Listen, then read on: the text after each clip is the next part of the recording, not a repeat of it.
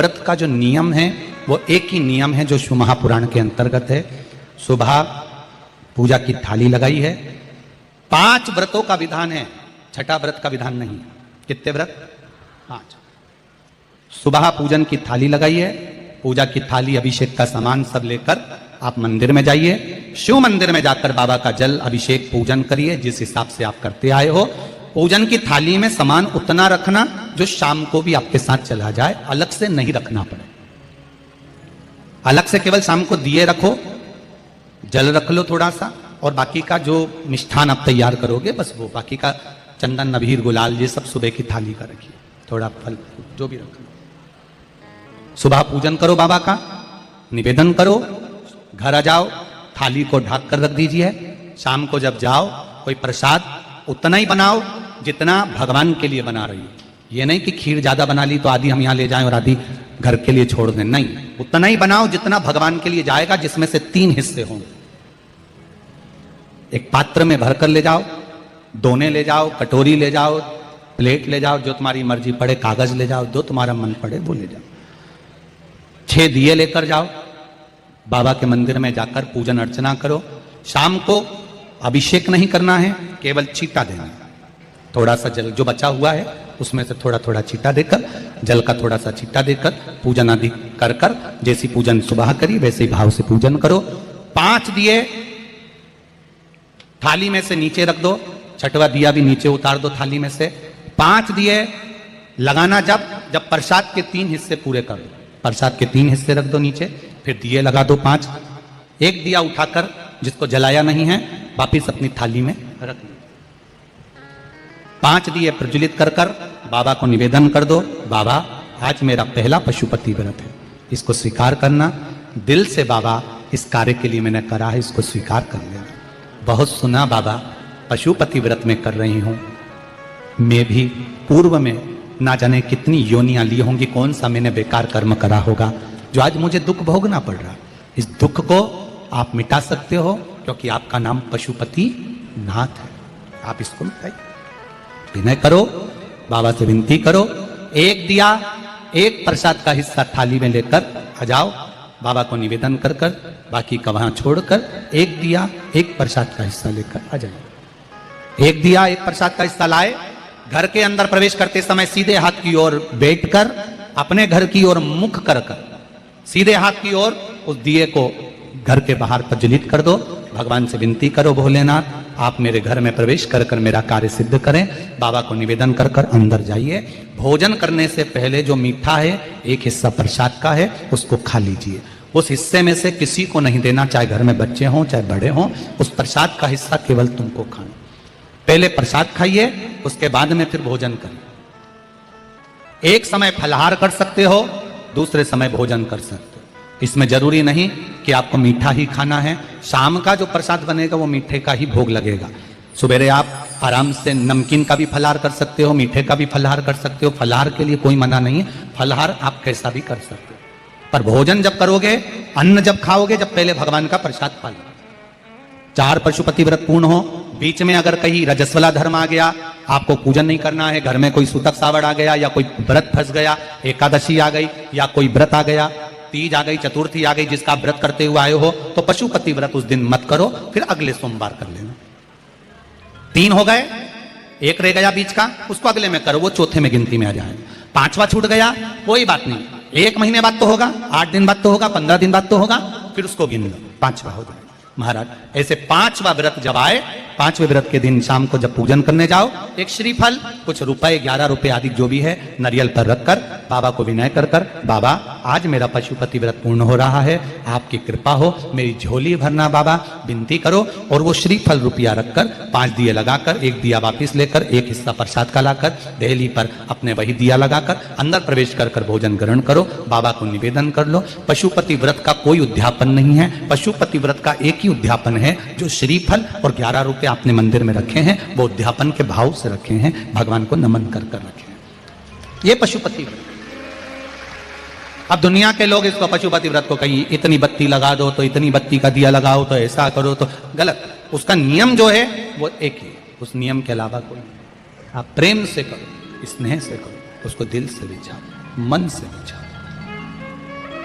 शंभो शरणे पड़ी, मांगू घड़ी रे घड़ी, दुख काटो दया करी निदर्शन। आप दिल से उसका स्मरण, ये पशुपति व्रत है। एक व्रत करने के बाद अगला जब व्रत करो तो थोड़ा रुक कर करना, एक साथ लगे लगाए व्रत ना करिएगा, थोड़ा रुक कर करिए, इंतजार करो 3 महीने का कि बाबा मेरी ऊपर कृपा जरूर करेगा। दिल से करा है तो वो दिल से देगा, झोली भर कर देगा, ये निश्चित है। उसका व्रत फल देता है। करना जरूरी नहीं है कि व्रत माताएं करेंगी, पुरुष कर सकता है, बच्चे कर सकते हैं, बूढ़े कर सकते हैं, बड़े कर सकते हैं, बेटा बेटी कर सकते हैं, नवयुवक बच्चे कर सकते हैं, पर दिल से करो उस पशुपति व्रत। कोई आपका दूसरा व्रत फंस गया है तो पशुपति व्रत को छोड़ दो। उस दिन आपका जो व्रत है, एकादशी हो, चतुर्थी हो, तीज हो, छठ हो, उसको कर लो। नवरात्रे फंस गए, नवरात्रे कर लो, उसके बाद कर लेना पशुपति। जितने व्रत रह जाए उस व्रत को बाद में। महाराज शिव कृपा, व्रत एक ही मंदिर में करना। जिस मंदिर में पहला व्रत करा है उसी मंदिर में 5 व्रत करना। ये नहीं कि हम मायके में 2 व्रत करके आ गए और तीसरा व्रत हमने ससुराल में कर लिया। नहीं, 2 व्रत करके मायके से आ गई हो तो 3 व्रत भी मायके जाके ही करना। अगली बार ऐसे जाना कि सोमवार बीच में फंस जाए और तुम 1 व्रत करके आ जाओ। मायके में अगर व्रत कर रही हो तो अपनी पूजन का सामान अपने ही रुपए का होना चाहिए, मायके के पैसे का नहीं चाहिए।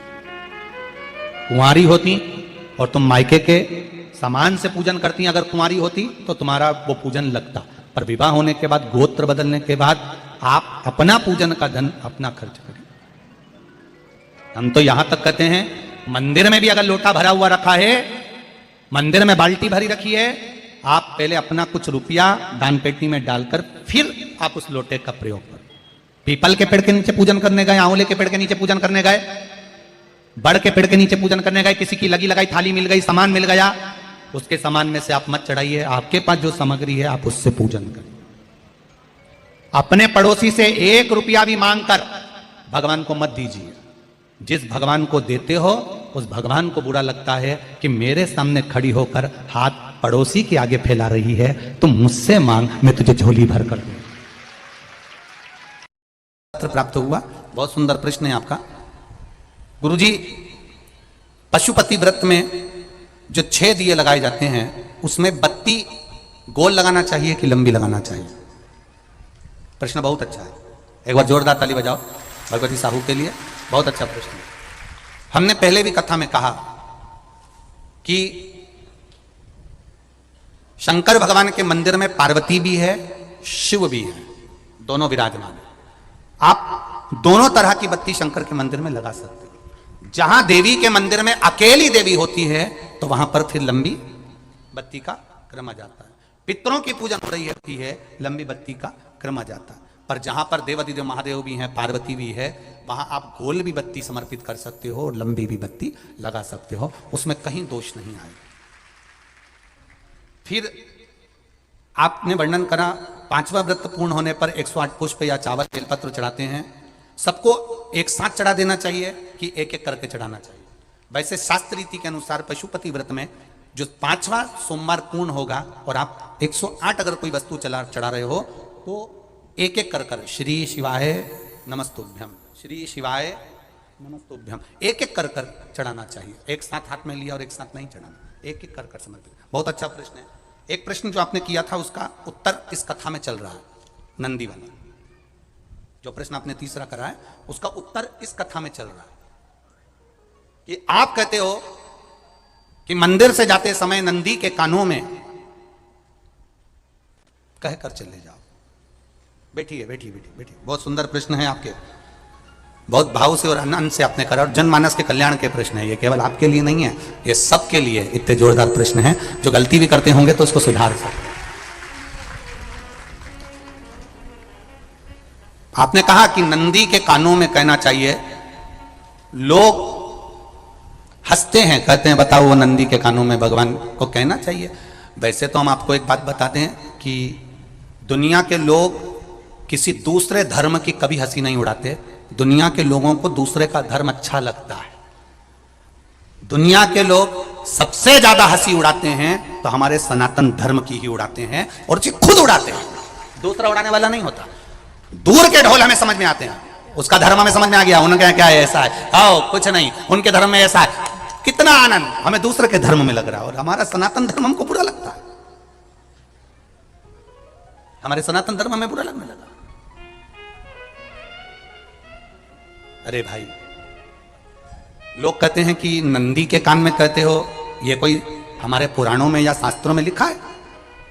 भगवती बहन साहू, आपको धन्यवाद देना चाहूंगा और एक बात कहना चाहूंगा,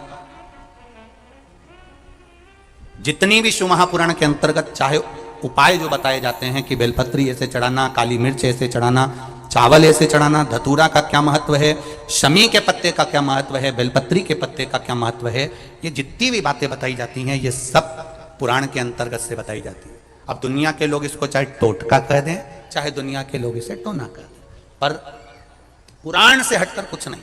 और आप लोगों को अगर बोला है कि नंदी के कान में कहकर भगवान शंकर के मन में बात पहुंचे, तो ये क्यों कहा, तो ये भी हमारी शिव महापुराण में लिखा है, जलंधर के चरित्र में। कोई आपसे कहे कि नंदी के कान में बोलने से क्या होता है, ये जलंधर का चरित्र कह रहा है। मां पार्वती जी का हस्त कमल पकड़कर जलंधर लेकर जाने लगा, वृंदा का पति लेकर जा रहा।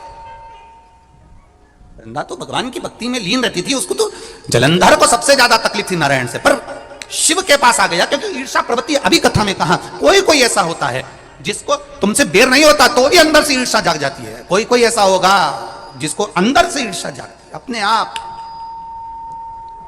आप अंदर से ईर्षा जागती है, उसका कोई बेर नहीं, और ईर्षा जाग गई, भीतर से ईर्षा जाग गई। ना आप उससे मिले हो, ना कभी वो आप उसके सामने बैठे हो। कई लोग किसी ना किसी की बुराई करते हैं तो हम लोग पूछ भी लेते हैं, क्यों साहब उनसे मिलकर आए हो क्या तुम? कभी नहीं मिल किया, कभी उनका सामना हुआ नहीं हुआ, तो फिर बुराई क्यों कर रहा? एक ने कर दी थी इसलिए हमारे ध्यान में था तो हमने भी कर दी। लो, वो कुआं में डूब के मरेगा तो तू भी मरेगा का? नहीं। नंदी सामने बैठा है, गणेश जी को मालूम पड़ गया, कार्तिकेय को मालूम पड़ गया, मां पार्वती जी का हस्त कमल जलंधर ने पकड़ लिया और लेकर चला, मालूम पड़ गया, तब नहीं रहा गया। गणेश जी को क्रोध आ गया और गणेश जी महाराज आए, शिव जी को जगाने लगे, पिताजी पिताजी पिताजी कर कर जगाया, उठो पिताजी, पिताजी उठिए, पिताजी जागिए, पिता को जगा रहे हैं। भगवान शंकर नहीं उठे, तप में लीन थे। क्या करें हम, जलंधर के पास में इतना बल है, इतना बल है, और पिता की आज्ञा नहीं होगी तो हम कैसे मार देंगे इसको? मारने को तो मार दें। मां ने आज्ञा करी थी कि जलंधर उसको तारकासुर को मार दो, तो कार्तिकेय ने तारकासुर को मार दिया। शिव जी की आज्ञा नहीं तो हम इसको कैसे मारें? क्या करें? सब कुछ गणेश जी ने देख लिया, शंकर जी के ऊपर बहुत बहुत बहुत बहुत प्रार्थना कर कर देख ली, पर शंकर जी नहीं जागे। तब आखिरी में विनायक ने, गणेश ने, जितने लोग आस्था चैनल पर कथा सुन रहे हैं, जितने लोग फेसबुक यूट्यूब पर कथा सुन रहे हैं, इस बात को याद रखना कि नंदी के कान में कहने से क्या होता है वो ये इस कथा से सीख लेना। आखिरी में गणेश जी को लगा किसको कहूं, शंकर जी भी तप में हैं, नंदी भी तप में हैं, मैं किसको कहूं? शिव जी को कह के कर थक गया, पिताजी को बोल बोल कर थक गया, पिताजी जागते नहीं। अब मैं किसको कहूं ये बात, किससे कहूं?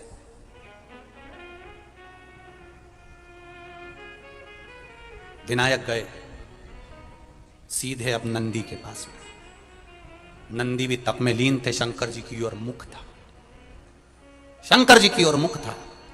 गए और जाकर तुरंत विनायक ने नंदी के कानों में जाकर कहा, नंदीश्वर, मैया का हाथ पकड़कर जलंधर लेकर जा रहा है, पिताजी तप में लीन है, कृपा करिए ना। बस केवल नंदी के कान में कहा, गणेश जी दूर हट गए। नंदी के कान में कहा, शंकर जी के नेत्र खुल गए, शिव जी के नेत्र खुले। ध्यान देना जरा, इस शिव महापुराण की, आशुतोष शिव महापुराण की कथा, जो कथा यहां कही जा रही है, ये कथा पहले के चरित्रों में सुनने को नहीं मिली होगी। जरा ध्यान देना इस संवाद पर, जितने लोग आस्था चैनल पर, जितने फेसबुक यूट्यूब पर सुन रहे हैं। सनातन धर्म की हंसी उड़ाने वाले कह देते हैं नंदी के कान में कहने से क्या होता है, नंदी के सामने जाकर बोलने से क्या होता है, नंदी के पास बैठकर बोलने से क्या होता है, नंदी के पास बैठकर शंकर जी का मात्र दीदार करने से क्या होता है, दर्शन करने से क्या होता है। वो अच्छे से समझ लेना, जो लोग सनातन धर्म पर उंगलियां उठाते हैं वो अच्छे से समझ लें इस बात को।